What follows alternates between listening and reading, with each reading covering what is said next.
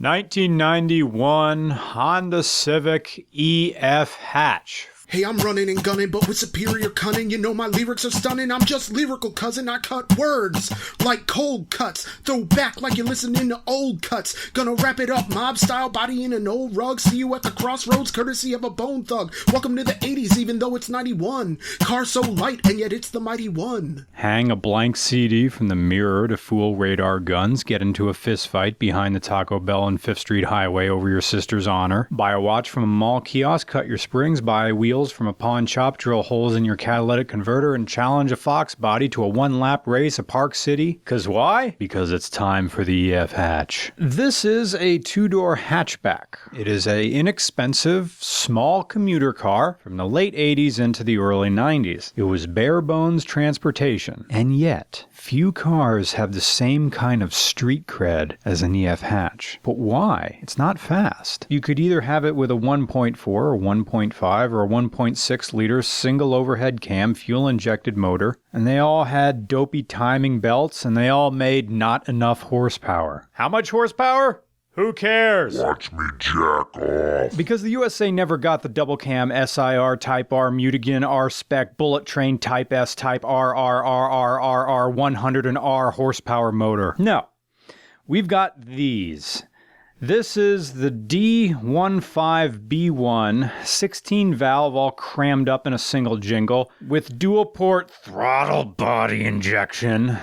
I guess it's better than a carburetor. You don't have to clean it. And all of that gets you what with this motor? 75 horsepower and a cable-operated clutch. And even with this motor, go to Cars and Coffee and raise the hood on your EF hatch and watch bros look at this D-Series motor and grab their crotches in agreement and camaraderie because this Honda engine designation is the same as their grade point average. The 4th Gen Civic began in the 80s. Poof, it's the 80s, and crack has just been invented. Americans are finally getting their hands on the first Metal Gear, and the sharks on Wall Street are doing rails off a glass coffee table in the executive suite of the Courtyard Marriott. Sure. This is a particular car. It's from 91, but don't let that date fool you. This car is rooted in the 80s through and through. 4th Gen Honda Civic. If Reaganomics and Bon Jovi's Slippery When Wet album met up behind a Showbiz pizza and bung with no rubber. Now, when the Honda Civic first arrived on the scene in the early 70s, it changed the perception of small cars in the domestic market. Not because it was fast. It wasn't. But you had to look at what it was up against. Right? Hey, Justin Kramer, here's your Chevette again. And also the Ford Pinto. You see, the Ford Pinto, the fuel tanks were busy exploding like a guy flunking out of the no-fap community because Honda delivered on a very simple promise. A well-made car that would get you from point A to point B without leaving you crispier than Darth Vader before they put him in the suit. This was a car that wouldn't break. Hence why you have throttle body fuel injection. One less thing the driver has to worry about. Now, even the Civic's tagline in its advertisements was, "It'll get you where you're going." That's it. That was the whole tagline. It'll get you where you're going. That's it. Simple. Simple advertising. Not like all those commercials today where you have no idea what the commercial is about. It's about a car. Great. And now I sound like an old man yelling at clouds. In my day, they didn't need syrup to make Coke. There was a river in East Asia, and it came out of there, and it was better. Big clarification time. This isn't an EF hatch. No. This is an ED6 STD, or simply ED6. The EF designation is Honda's domestic market code. Is there a steering wheel on the right-hand side? No? Then it's not an EF hatch. Enjoy your ED6. Even in the United States, we've lumped everything together and called all of these three-door hatchbacks of the 4th generation Civic EF hatches because we want to sound cool. We should really concede and let people call things what they want to be called. Because in some cases, the designation for a car doesn't change from JDM to USDM. Take the 1st generation MR2. They're all called AW11s.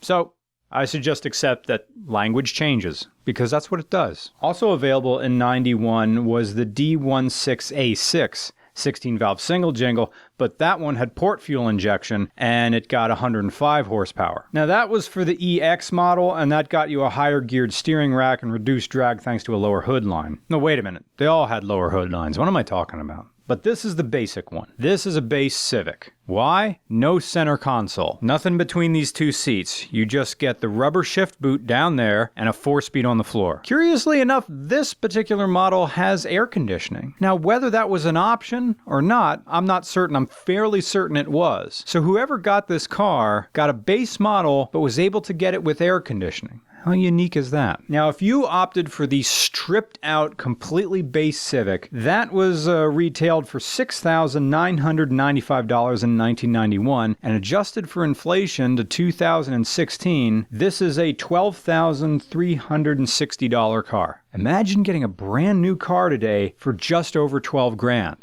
That's the sticker price. You can't do this anymore. Good luck trying to find really cheap cars that are really well made. Honda doesn't have anything to prove anymore. Everybody keeps going up market. And that's the key to this car's popularity and street cred. It's a very well built car that was also built ethically, economically ethically. Aside from the air conditioning, there is no bells and whistles. And what that begets you is a very light car. And there's where the street cred really kicks in. This thing, even though it doesn't have a lot of power, it's fun all the time. This gear shift is amazing. It feels just like a modern Honda's gear shift. I can throw this thing around and abuse it. Not that I did, but it can do that. You can shift as fast as you want in this little car. And next year, this thing can have classic plates on it. Also, you can have independent rear suspension. I mean, even today they make a big deal about this, and it was just normal for Civics in the early 90s to have them. A lot of us remember this car from Gran Turismo, and the early days of Fast and the Furious where cars like these were perverted. Like many of the small Japanese cars I get to drive on regular car reviews, I want one of these. On the highway, you're doing the speed limit, you're not passing anybody in this thing. Also, no power steering, and it's hard to believe the car's so light it doesn't need it. My advice to you to finding EF hatches, ED6 hatches, is to do the same thing as the guy who had the SW20 we reviewed. You need to find one of these things rolling around town and leave a note on the windshield if you want to buy one. Craigslist stories with these are rough. You'll either find one that's been raced and destroyed, or you'll find one that's kind of okay, but it's in a crap part of town, or you're going to find one who offers you a bill of sale, like misplaced title. All right. But when you find an EF hatch, a clean one like this, leave it alone. Enjoy every little bit of care that Honda did in the early 90s when they were still hungry to be taken seriously. So every single panel in here fits. Every wire is routed logically. They were proud of the engine. There was no plastic cover. Big metal valve cover. It says Honda right on it. But all cars, especially little commuter cars like these, have histories to them. And I'm going to close with a story. When the owner got this car home and started the process of vacuuming it out and cleaning it and everything, after a few weeks he noticed there was a smell that didn't go away. And he noticed whenever he put the blower motor on, it got worse. So he popped off the vents and stuck his hand very carefully down the vents, and his fingers touched goo, and he pulled his hand out. And they were yellowish brown and sticky. There was dried vomit inside the air ducts. Now, how does vomit get inside the vents? He doesn't know, but he can extrapolate a logical story. The mythical old lady who originally bought this car gave it to her granddaughter to use at Shippensburg University. She had it a few semesters and then gave it back to Grandma. The girl was in a sorority, and I know not all fraternities and sororities are heavy drinkers, but I have vomited out the window of a car before. One time, I couldn't get the window down and vomited into someone's shoes.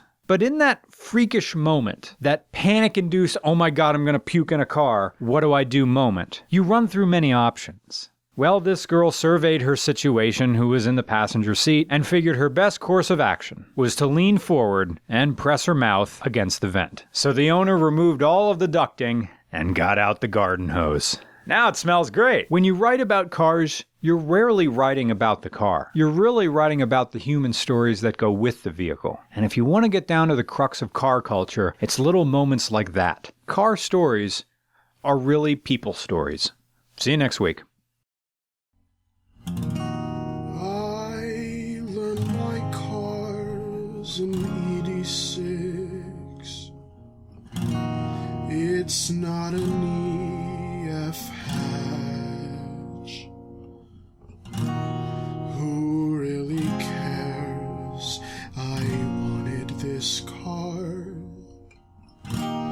with the street cred to match. My car will be insured by guarantees. I won't pass because I don't care if it's ED6. It still won't go too fast.